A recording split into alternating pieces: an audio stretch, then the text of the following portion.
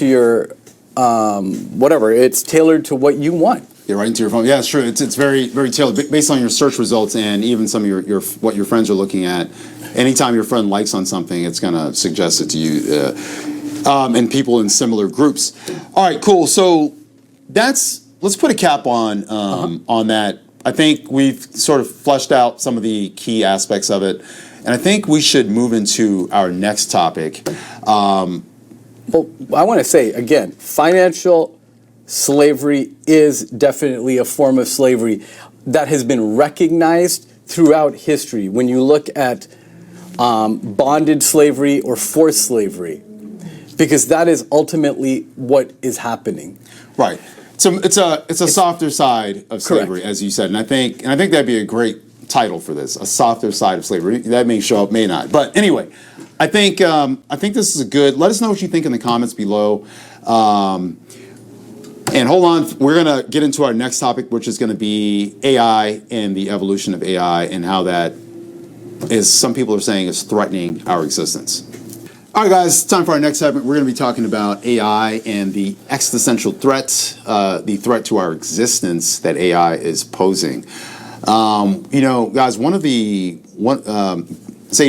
things that we're worried about with AI is that AI is doing too much. In the African American community, we have an expression: he's doing too much. Like, it's just too extra. AI is just doing too much, and what's happening is they taught AI how to code. You're a East Indian American, first gen, and Indians make up a large portion of our tech sector.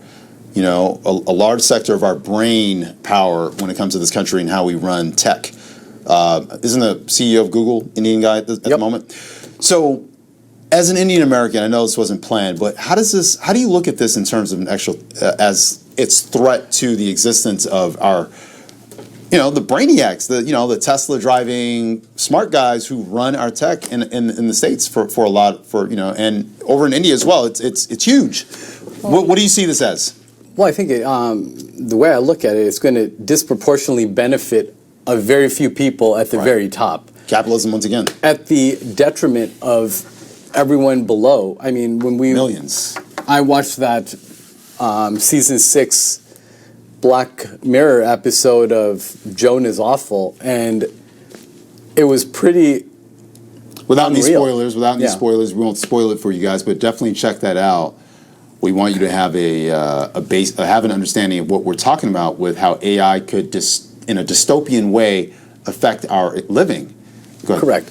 I mean, and it affects your living in the real world. Right. And there are a lot of different things that came up. If, for example, does your voice belong to you? Right. And here's, so real quick, I don't have the article in front of me, but there's a part of the writer's strike and the actor's strike happening right now. Guys, I need you to realize how important this is. The very existence of hundreds of thousands of workers in Los Angeles and potentially around the world is on the line. And like Seiji was saying, it's going to benefit a few people.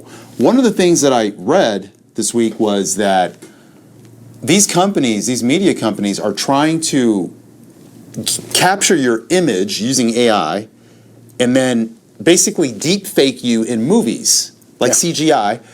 They'll pay you once, and then that's it. But the thing is when they pay you that once, that means you are out of work. And when they pay you, it's not going to be $10 million, guaranteed. It's probably going to be low ball, and that's going to be it. And then they'll never have to pay you again, and they're going to continue to make money off of your likeness. Going back to slavery, I mean, slavery is premised in capitalism. We're leveraging free labor or labor that benefits us, right? That's lopsided. You get the very short end of the stick. That's how extreme forms of capitalism work. This is one of the most extreme things I've seen, and this is scary because you were just talking about the voice. I personally think the voice is an instrument. When I want to look, that's why when an artist, say like Whitney Houston, rest in peace, when she would perform, people would come from all over the world to listen to her instrument, her voice. Yeah. Because there's no other voice like it in the world. And I think that's a huge point. So I think artists right now, AI, people who use AI are imitating people's voices, including the dead. But the thing is with the dead, their families benefit. They have a trust, they have Correct. a foundation. And we have precedents with this when it comes to law. I'm not a lawyer, but precedent sort of determines how judges decide cases. So just so you understand what Bart is saying, if you sign away licensing to your image, like how you look, your voice, you could have a computer digitally recreate whatever is wanted pretty much forever. And what you're basically doing is you are eliminating your ability to work and earn money. This is why this is so scary. So when it comes to AI, let's say, look at the notorious B.I.G., for instance. There's an artist by the name of, there's a producer named Timbaland who created a song with B.I.G.'s voice. They trained the AI how to use his voice and how to enunciate in his voice, and they created a song. And it was a really good song. And it sounded like him. But guess what?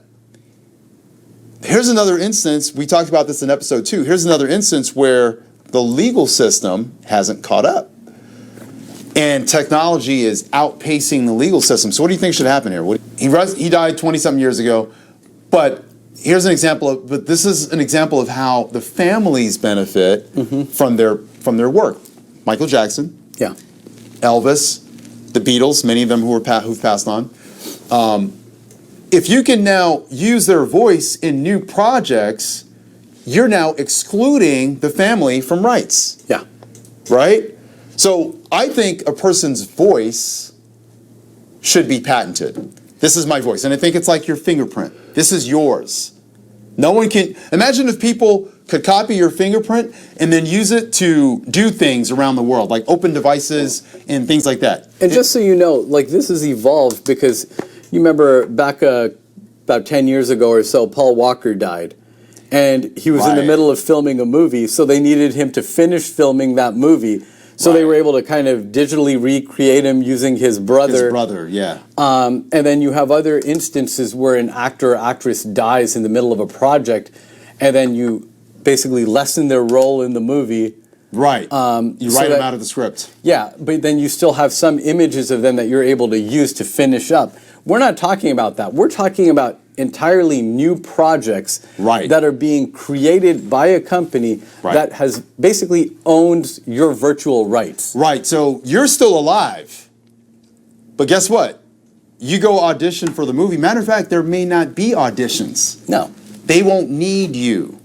So what they're trying to do is they're trying to retire you and use robots. That's why I think, in an argument, I think Andrew Yang was actually arguing for this. He said with AI, he thinks people should have, like, he thinks the money is going to be in machines, owning machines. Like if you, let's say for instance, you have a laundry mat, you're leveraging washer, dryer, water, electricity. That's what you're leveraging.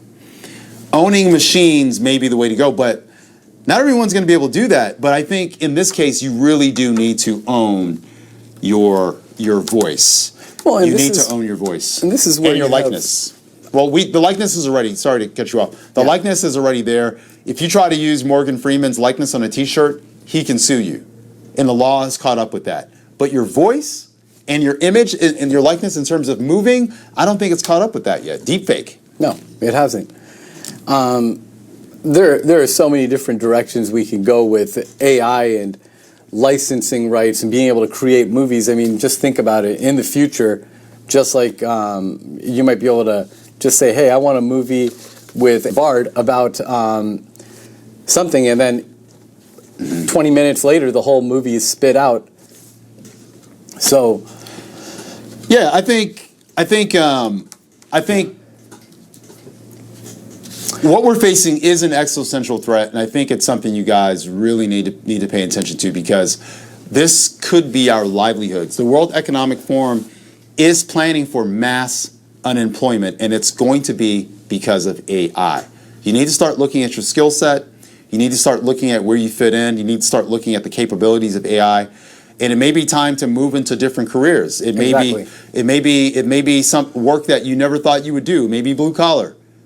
And that's why you also need to work now on getting out of financial slavery as much as you can. As much as you can. Because you want to be owned, you want to own your work, and you want to be independent as much as possible of the system. So that actually brings us up